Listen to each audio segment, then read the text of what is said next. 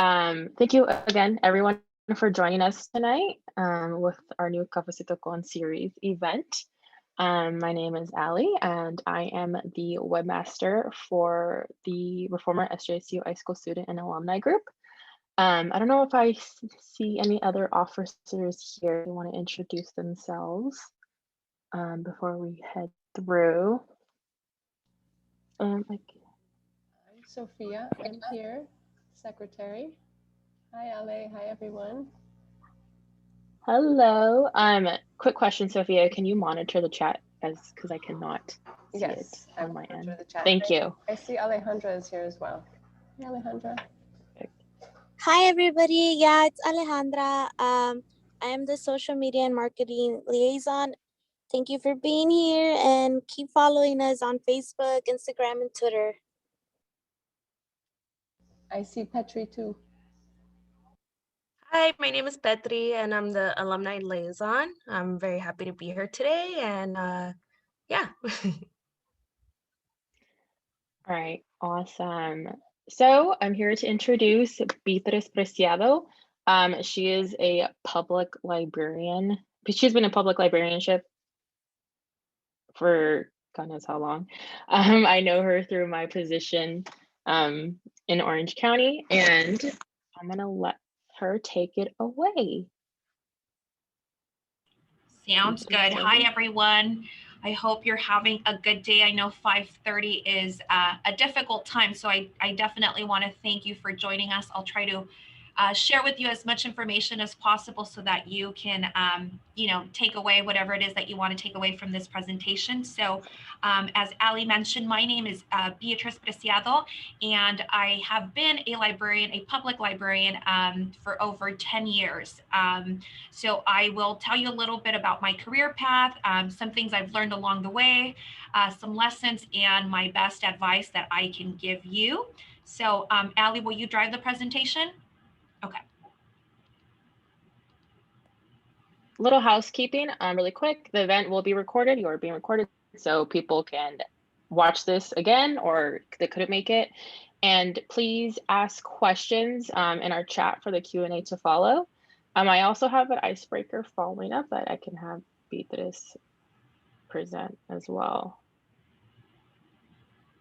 So I know everybody kind of over Zoom and has Zoom fatigue at this point in time. So you don't have to turn on your mic or your video, but if you'd like to throw in the chat, what does public librarianship mean to you?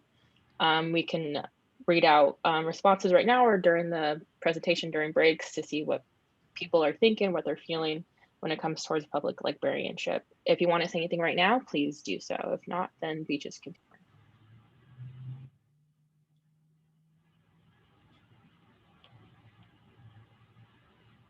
Someone said building community, definitely. Yes, absolutely.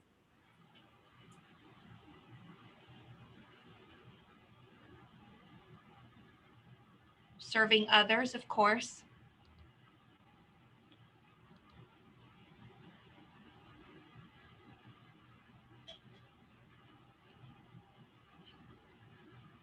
Well, if there isn't any other responses, public librarianship can mean a number of different things. And for me, that's the beauty of it, bringing joy and equity, absolutely, providing access, inclusiveness.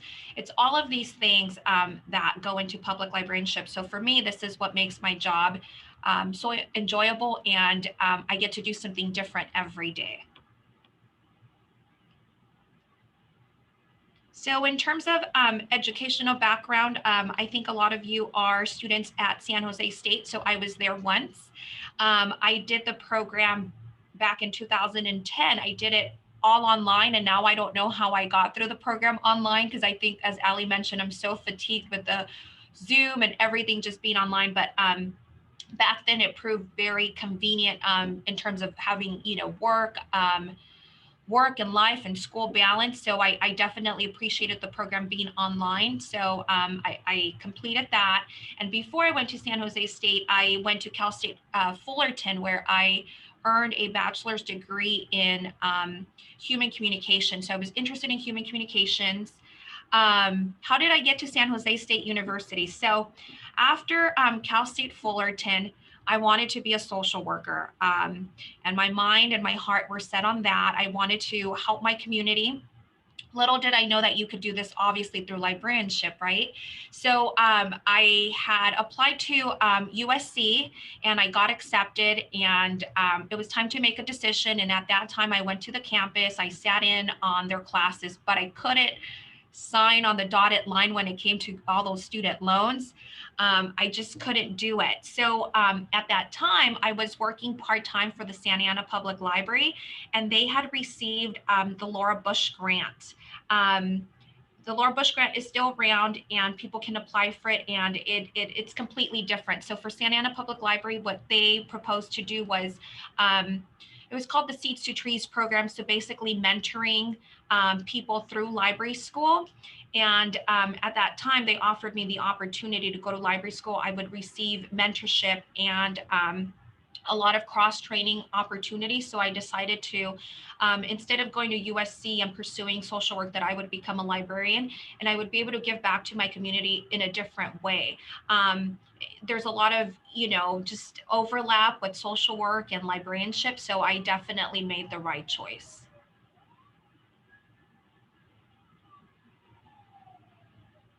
And so professionally, as I mentioned, I worked at Santa Ana Public Library for a very long time. I started there as a computer tutor. So this is back in the day when we had MySpace and the computers were super utilized and we had long wait lines.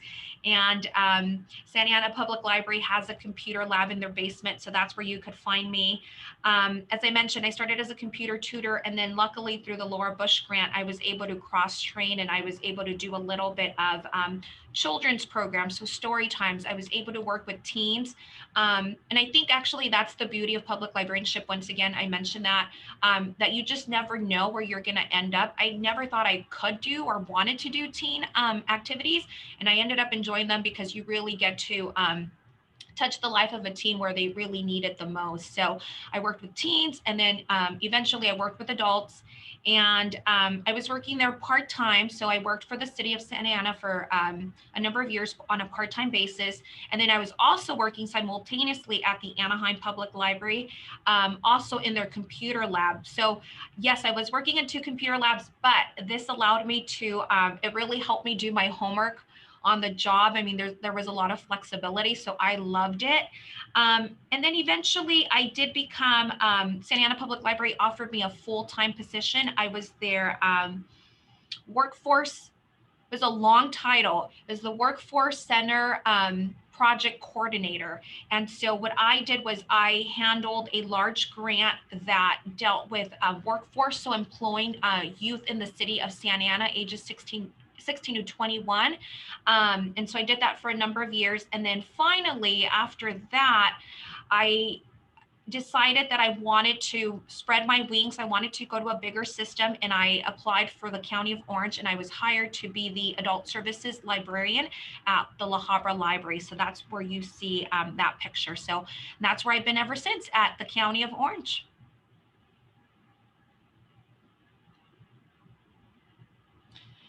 So as I mentioned, I went to La Habra Library. It was a very different community. So I should say this, I was born and raised in Santa Ana. So then working for Santa Ana was very easy for me because I knew the community. And then it was time to go to La Habra. And there's some differences and similarities with the communities, but I really had to, get outside of my comfort zone and get to know the community. Also at Santa Ana Public Library, I had worked with the same people for a number of years, so I was comfortable. So this was a really good opportunity for me to really push myself.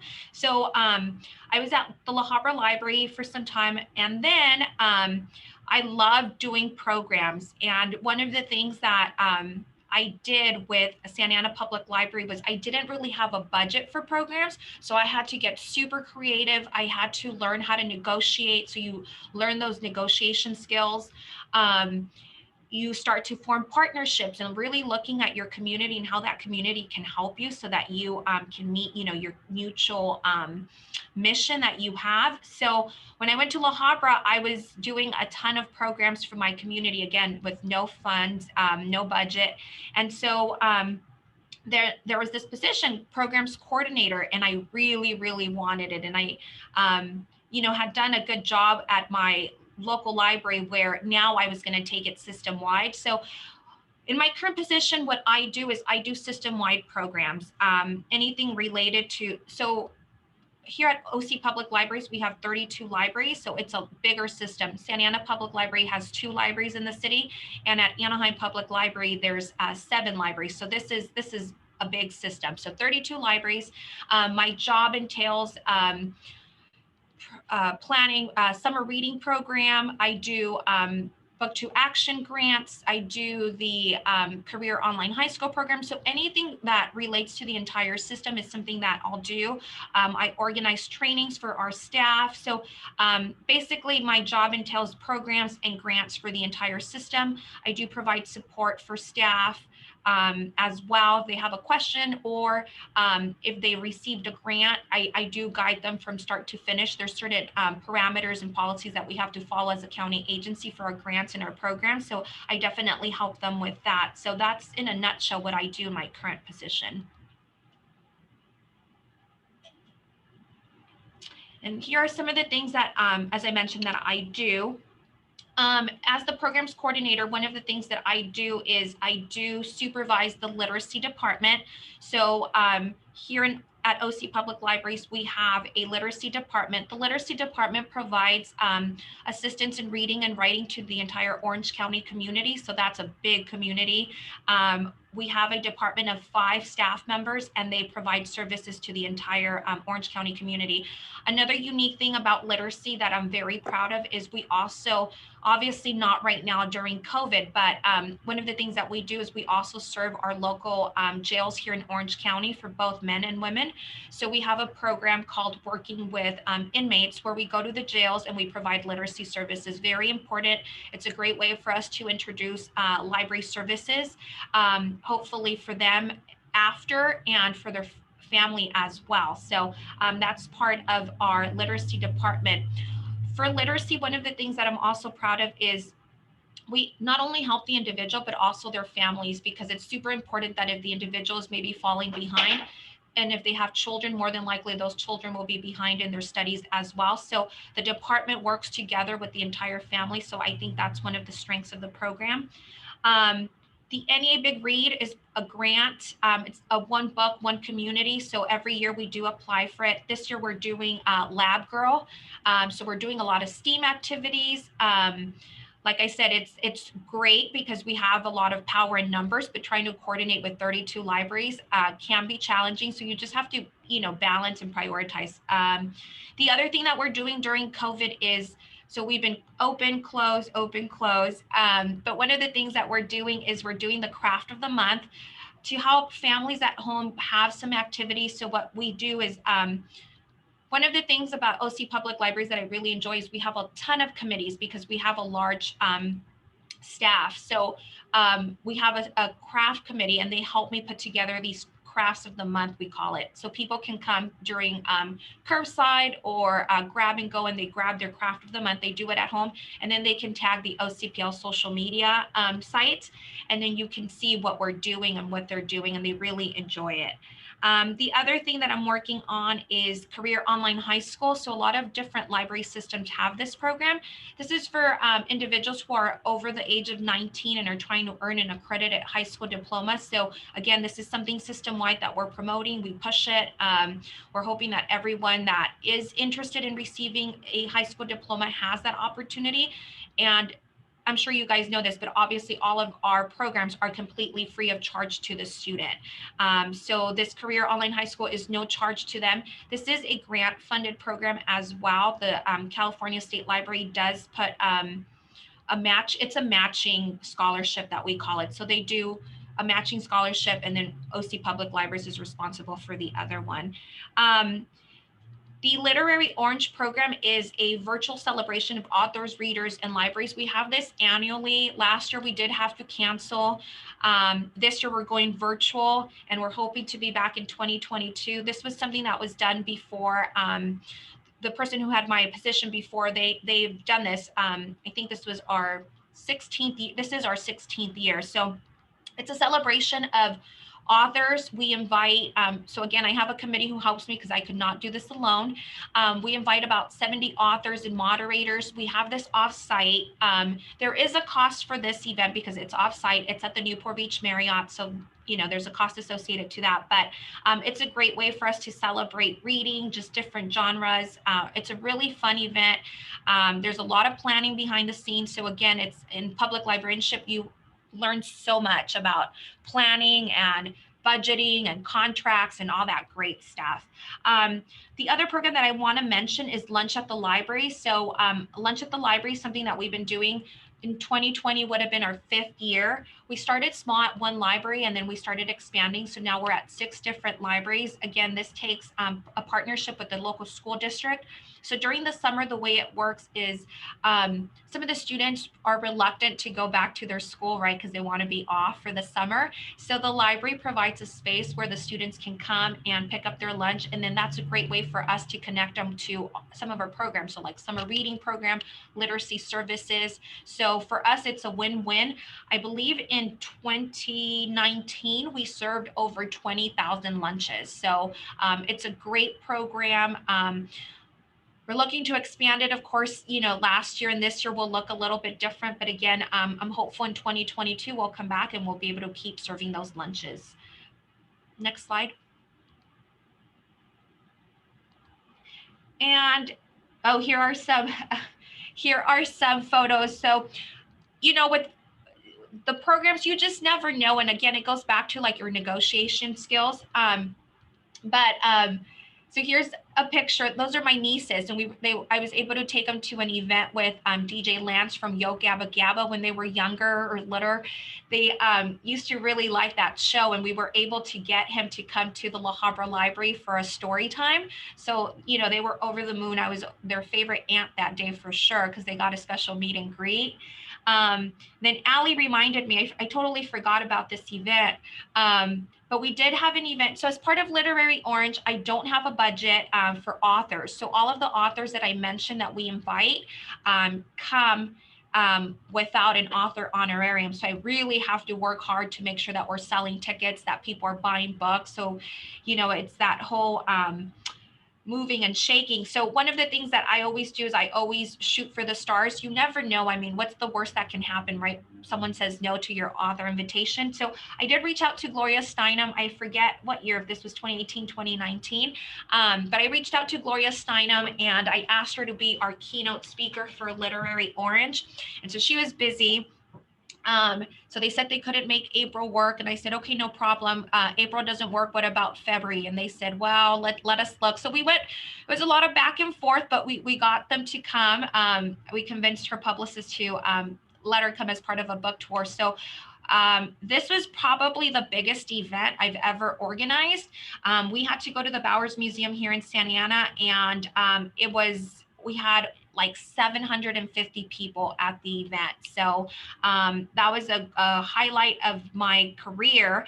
And so that's part of my committee that helped me with the event that day, because you need a lot of people to usher in 750 people. So that's a great event. The other one, this is part of our partnership. So we partnered with OC Waste and Recycling, and they were able to hire a baseball player. So we were able to, again, promote reading and sports. You know, this is a great way to get some of those reluctant readers to come out and connect the library and giving people library cards. So that's those pictures. And then in 2019, I was able to help plan the California Library Association conference. This is Addie at the top. She was my co-chair. And so we did a whole booth at for membership, and so we were hoping to recruit more people to join the California Library Association. So the reason I included these pictures was, you know, I've had great times planning events. Of course, there's some things that may go wrong, but people don't know that. That's behind the scenes, and I think it's all about how you recover. And always plan ahead for those events, and don't sweat the small stuff. Take a deep breath, and everything will be okay. Okay, so this is actually another picture. So in downtown Santa Ana, so the library can go anywhere is the reason why I wanted to include this picture. So one of the things that we've done in the past is for Big Read or wherever we can connect it, we've done an altar event in downtown Santa Ana. This is a big event that draws, I think, like over 5,000 people. So it's a great way for us to be there promoting the library, promoting the book, letting them know about our e-services. So, anywhere and everywhere you go, you're the face of the library. You definitely want to promote what you're doing. So this was one of the altars that we did. This was my favorite NA Big Read. It was In the Time of the Butterflies. I always loved the book by Julia Alvarez. So I was able to call the museum in the Dominican Republic, and they sent me a ton of like letters and pictures, and we were able to label and frame them for the altar. So and sharing the story of the sisters was amazing, and we were able to touch so many people. So it was a great way to conversate. I mean, we had Spanish teachers wanting to know more information. We had a full class of Spanish students come out as extra credit. So you just never know who you're going to meet or touch through sharing what you're doing at your local public library. But in terms of networking or positions, I am part of Serving with a Purpose. This is a conference that they've done every year. Again, we're on hold right now because of COVID, but this is really for friends groups or library trustees on how they can support or advocate for our local public libraries. And so I've been doing this for some time. I do enjoy planning conferences. Like I said, it's a lot of work, but it's great to have the attendees go and hear the information. So the next thing on here is I recently was elected to be the chapter counselor for California Library Association and American Library Association. So I go between both organizations, and I am the liaison.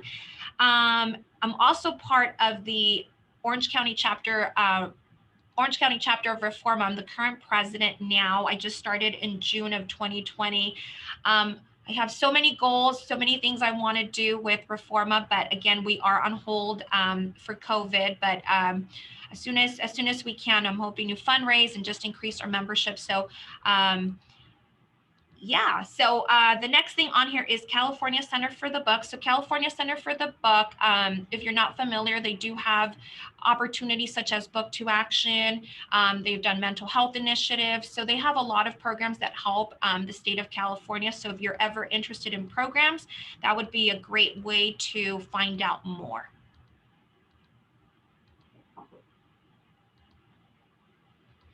And in terms of balancing it all, I would just say do your best. I think one of the things that you want to do is not bite off more than you can chew. You don't want to say yes to everything, but whatever you say yes to, make sure that you're doing your best. I had said in a recent, when I was running for the position of the chapter counselor, they asked about mentorship or who was my mentor, someone who influenced me. And I had seen, and I'm not a sports person, okay? So, but I had recently seen the documentary, The Last Dance with Michael Jordan. And I just admire his work ethic. So, one of the things that I said is I want to be the Michael Jordan in anything and everything that I do. So I definitely encourage all of you to make that your mission. If there's one thing that you want to do it and do it well.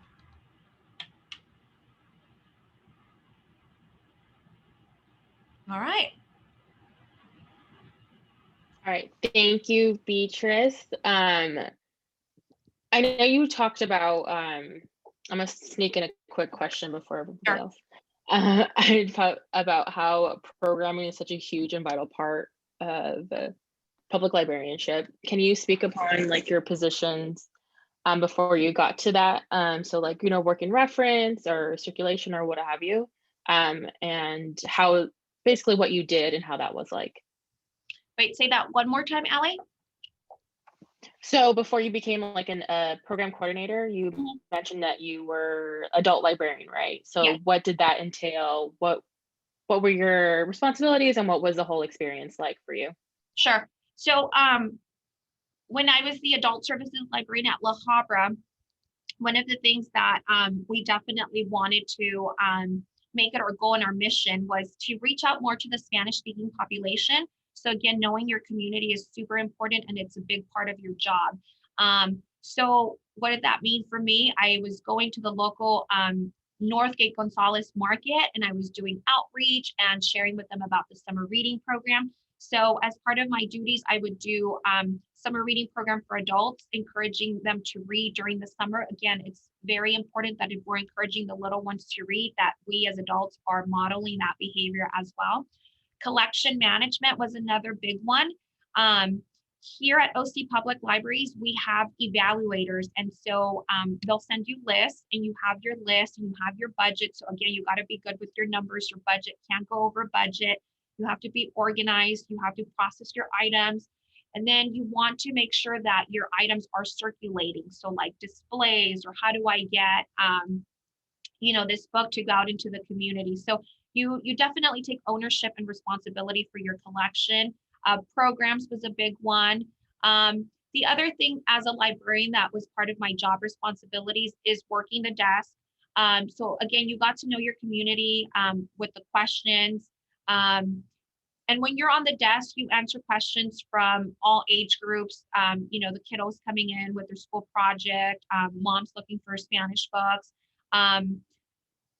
And so you just do a little bit of everything. The other thing I will mention too is that you are the person in charge if your branch manager is not present. So you have to learn how to provide great customer service. You have to learn how to balance, how to prioritize, how to deal with difficult patrons, perhaps. If there's a situation, how do you handle that? So all of that, like I said, not one day is the same. Every day is completely different. But in a nutshell, I would say that those were the primary. Outreach was another one. So knowing what was happening, where we could go, those opportunities, who was in our nearby, radius, and who we can tap into for community as community partners. Perfect, thank you. And now I'm opening it up to the rest of us who are here. If you want to throw in a question in the Q&A chat, please ask Beatriz everything and anything.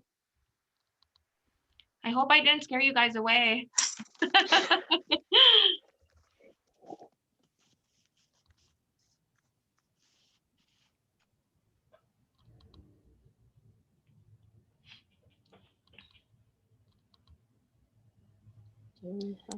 We have a question from Andrea.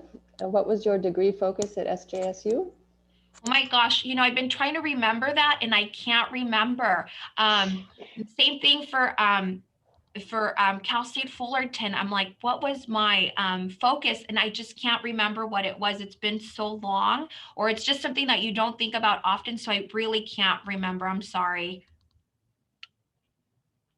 Well, before the next question, we had some other people that contributed answers earlier about what librarianship means to them. And we had Daniela say bringing joy and equity. Annabelle Garcia Romo said providing access. And Nicholas Miller said inclusiveness. And Rosario said making information accessible to the community. And Sarah Wilson said evaluating practices to make sure you are meeting needs. Just wanted to read those out. And you mentioned some programs depended on your negotiation skills. Where did you learn and how do you practice those skills? From Daniela? You learn on the job. So, you have a mission. So when I was working at Santa Ana Public Library, I think I mentioned that I was leading a grant for youth who were ages 16 to 21, right? And when you have a grant, you do have certain requirements that you have to hit. So I had to hit, let's see, employment was one of them. So the student either had to find employment during the time they were with me. They had to enroll in post-secondary education, and they had to increase their literacy and numeracy skills. So we always try to hit those three.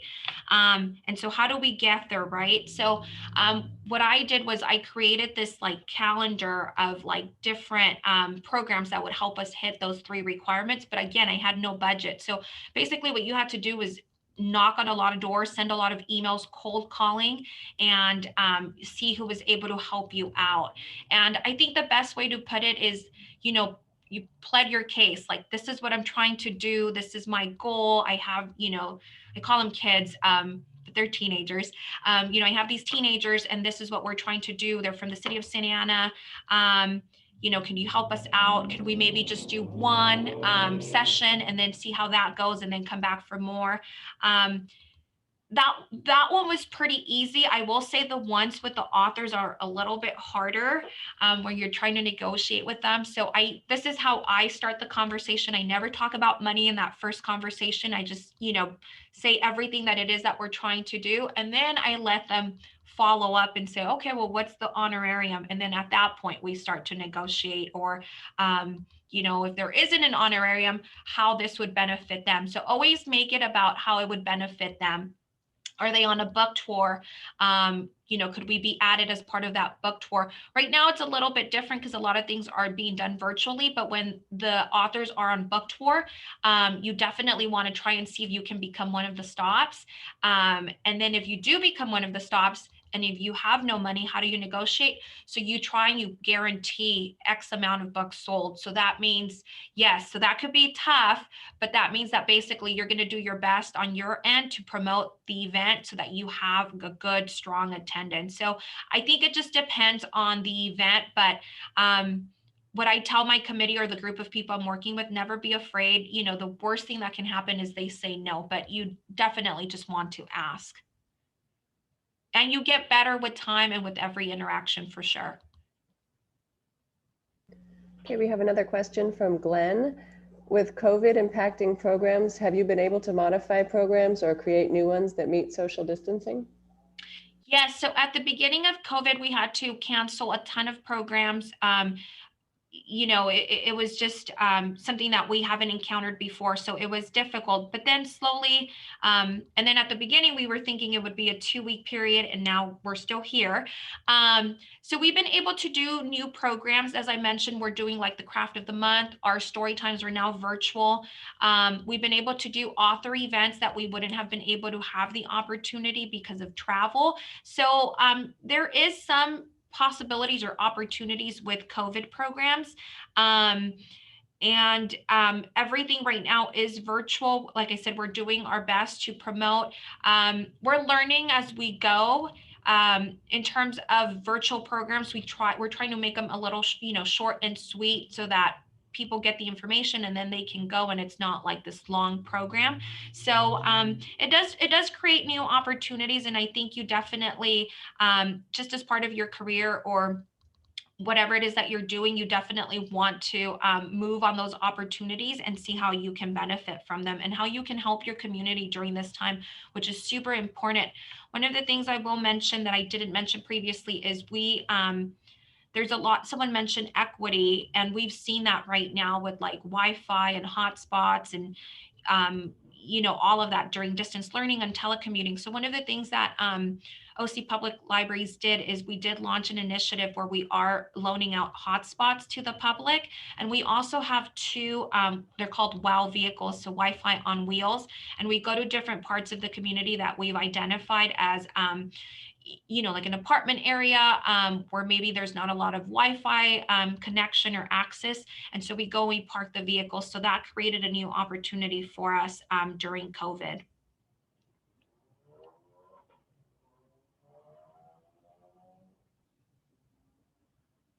And thank you for the question.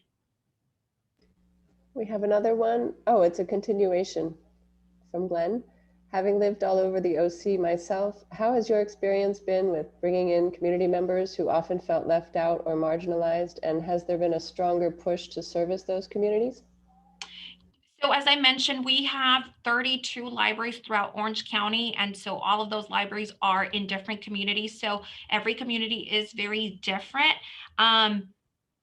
Definitely when I was at La Habra, as I mentioned, my goal was to try and reach out to the Spanish speaking population. And so my goal was to meet them where they're at. You know, we do have those people coming in through our doors already. So those are probably not the people that we want to keep, we do target them, of course, but they're already coming into our door. So what else can we do to get new users? And so, like I mentioned, I would go out in the community. I would go to the schools. So definitely look at trusted places where people are visiting.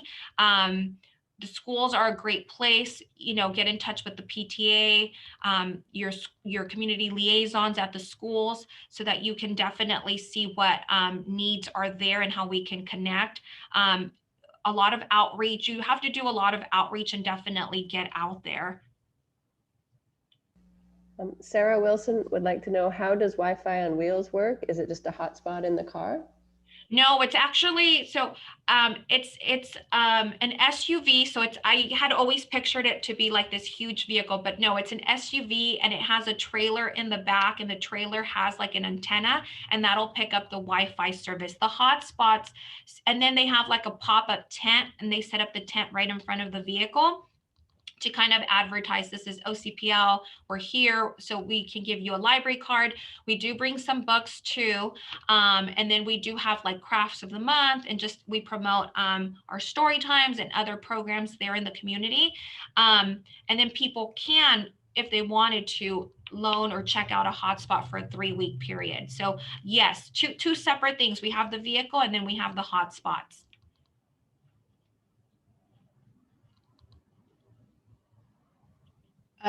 Question for me, going back to SJSU, I know you mentioned that you don't remember what path you took for classes. Test my memory. No, what classes should students take that benefit them for the path of public librarianship? I know you mentioned like getting grants is such a huge thing, so I know grant writing is a really big one to have. What other ones should we start to focus on if we want to take this path? I think grant writing really, really helped me. I had an excellent teacher, and in that class, you had the opportunity to write a couple of grants, and she was very thorough in her recommendations and feedback. So if you haven't had a chance to take that class, I highly recommend it, because you'll maybe have the opportunity, even if you don't go into public librarianship, but even in academic or other places for librarianship, you'll have that opportunity, or it might arise where you want to submit for grant writing. Collection development is another one. I don't remember the name of the instructor, but I can get that because I know I saved her emails.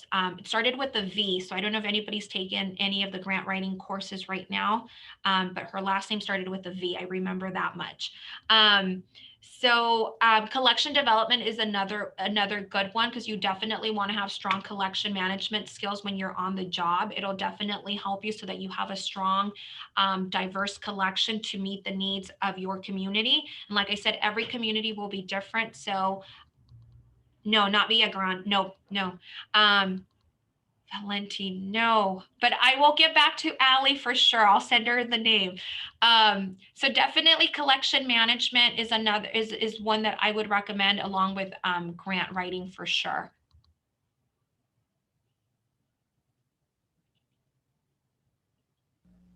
Any words of advice for newly fresh MLIS graduates from Alejandra?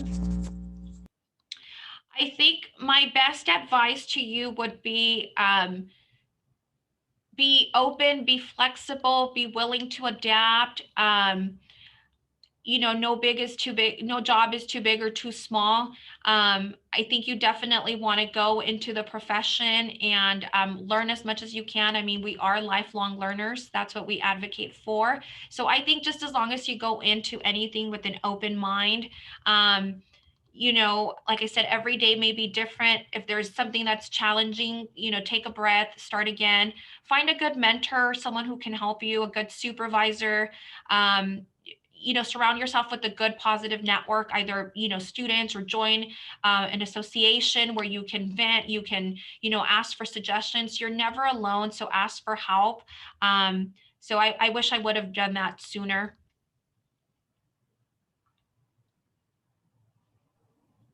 I have another question. Sure.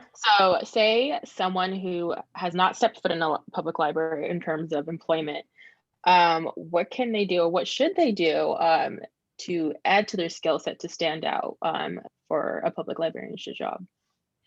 I think one of the things I would do or recommend doing is, if you haven't actually had the work experience, try to see if there's an internship opportunity. Again, there's a lot of library professional associations that do offer mentorship. So there are mentors available to help you, which again, I think is a great way for you to have a mentor that'll help and guide you, and you know, they have a lot of experience, so you can ask them how they've done things before. I think it's super important to do that, so you just, you know, don't go in and all of a sudden you're a little shocked about, you know, public librarianship. I think public librarianship has changed a lot. It's not what we think. It's not like people are just checking out books and it's a quiet place. It's actually a very robust place. You know, we really miss it during COVID because people need study places. People need, you know, just a place where they can bring their laptop, not even just to use the computer, but just to bring their laptop and have a space to work. Libraries have really become that, especially in Orange County, where we have, you know, people living in high density apartments. They might not have the space, and that library served the space. And we really see that during the closure. So I would, like I said, recommend getting a mentor. If you can, an internship, a part-time employment opportunity. And even if you're, you know, have your degree and you're searching for an opportunity, you can search for opportunities that are not necessarily a librarian. Maybe you can do like library assistant to kind of, you know, get your feet wet a little bit, start getting experience, and then get your foot in the door, and then you can slowly start to promote. Thank you. I have another question. I have a lot of questions for you, Beatriz. Go for it. What are the advantages of joining professional groups and being involved, whether just as a regular member, as an executive committee? What does it add to your career, or just when you're job searching? So when I was first starting out as a librarian, I, you know, didn't know much. I was just starting, so I didn't have a lot of experience. And I did apply for a scholarship through the Orange County chapter of Reforma, and I was awarded the scholarship. And that's kind of where I started in terms of a library professional association. And there was a ton of people. It was a great group of people. And everyone is at like different levels of their career. So that's a strength, because like I said, you can really pick people's brains throughout. And so you can ask them questions. You have people who are starting just like you, so you have that support. And then you have people who are directors or who are retired. So again, you have people all across that you can count on for support. And you never know who might be on a hiring panel. Library world is so small. Sometimes other systems will ask OC Public Libraries, hey, we're hiring for X position. Do you have someone? And then we say yes, and we go. So we definitely, like I said, are a close group. When you're interviewing, you can ask, you know, someone, hey, you work for this organization, or you used to work there. Can you give me some information? Can you give me some feedback? What should I focus on? So I think it definitely helps you in terms of your career, your professional growth, but also as an individual, you get to learn and meet a lot of people, and you get to contribute to the field. For us in the Orange County chapter of Reforma, we are, you know, trying to help the Spanish speaking community, and how we're doing that, we do it together. So you do form a bond. I've been, like I said, I started with Reforma maybe over 10 years ago. We're still, you know, there, and you see the same people. And so you really do make those connections. So I would say that's one of the most important things of why you definitely want to join.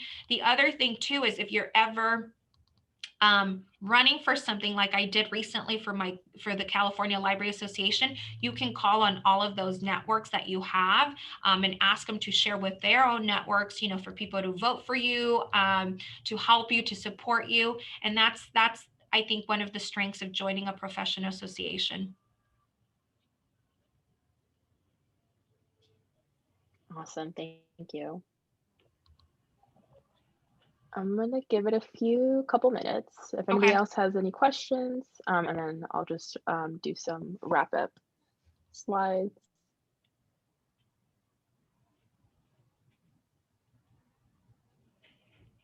Does anyone else have any questions? Beatrice literally does everything. No. And Public Librarianship. I couldn't remember some stuff, but I'll have to get back to you. No, you're fine. But another question, does being part of professional groups, say you're on a hiring committee or you look at somebody's resume, does that add to them? Does it add to their value as a candidate in a position? You know, that's a tricky question.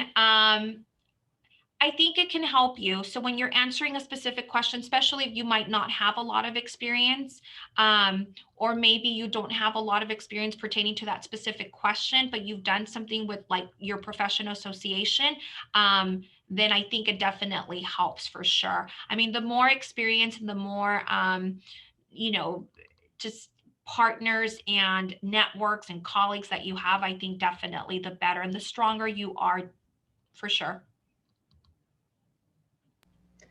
Glenn asked earlier if the presentation will be available for viewing later, and for everyone, yes, it will be uploaded and we will announce it. And Fiorella asks, is there a civil test to get into the OCPL system as a librarian? No. You know, there used to be tests before for a lot of like city and counties, but I think they're moving away from the tests now, and they will ask about like your experience. So there'll be about 5 or 6 questions that'll help determine if you meet the minimum experience level or qualification levels that that we're looking for. So it'll be like a written response where you definitely want to put as much information as possible, and then those are scored, and then if you meet the qualification, then you're invited to this next round of the interviews. I think that's how a lot of library systems are doing it now.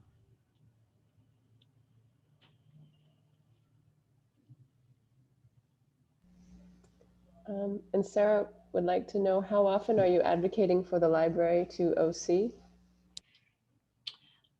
Do you mean like promoting programs and grants? Yeah, I just wondered how, you know, I imagine being the county is holds the purse strings on the library funding. And so I didn't know how much involved you had to be. Are you like, do you have to go to the meetings, or, you know, how much advocacy are you finding yourself doing in your role?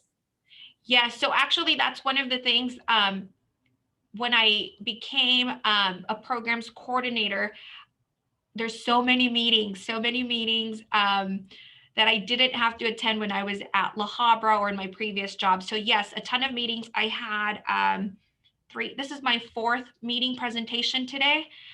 So every day there's a lot of different meetings. We're meeting with council people. Tomorrow there's some filming at a local library. This year we're celebrating our 100th birthday. So OC Public Libraries turns 100.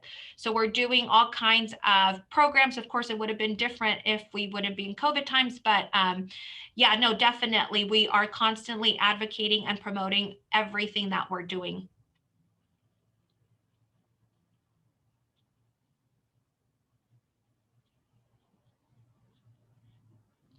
All right, are there any other last minute questions before we wrap it up in a couple? If not, I'll go ahead and wrap this up. If you have not joined Reforma, do so. Yes. As Beatrice said, joining professional networks is really, really beneficial, especially now as students. The student group, us, we are accepting blog proposals, another way to get involved and get some experience in writing and getting your name out there. Please, please, please. We'll take anything, book reviews, new information about serving Spanish speaking communities. We are happy to accept. And like Beatrice said, join. We are accepting submissions to join our executive committee. We're looking for a secretary, a blog editor, market and social media editor, alumni liaison, and webmaster for the next school year. So please, please, please apply. You'll get all the experience. You get a lot of experience in creating the great events like these and networking. As like Beatrice said, once again, she earned a bunch of scholarships from Reforma chapters. National just opened up. They're accepting applications until March 15th. Reforma chapters will follow suit soon. I know OC might. Yeah, we're working on it. So look out for those scholarships. We actually had a really good, what do you call it? That Facebook Giving Tuesday. So it's how our budget is healthy. So make sure you apply for the scholarship. It's coming up. Yeah, and then we'll be announcing it on our social media channels. So be sure to follow us. We'll retweet, we'll redo everything. I want as many people to join. And it's not really limited to OC. I understand it's California. Or is it? I'm not too sure. For our chapter, yes, it's limited to Orange County, but Orange County. Okay. Maybe there is an exception. I'm not for sure. Got it. Okay, and then our next event will be March 18th at 5:30, and we'll be focusing on community college librarianship. Here are our channels. Be on the lookout. We retweet and reshare a lot of scholarship, networking, and publication opportunities. So please follow. And then we'll upload this event as well as to our YouTube. Thank you everyone for joining us tonight. Thank you, Beatriz, so much for sharing your knowledge and all that you do. Thank you, everyone, and best of luck with your careers. Thank you. Thank you so much. Wrapping up right on time.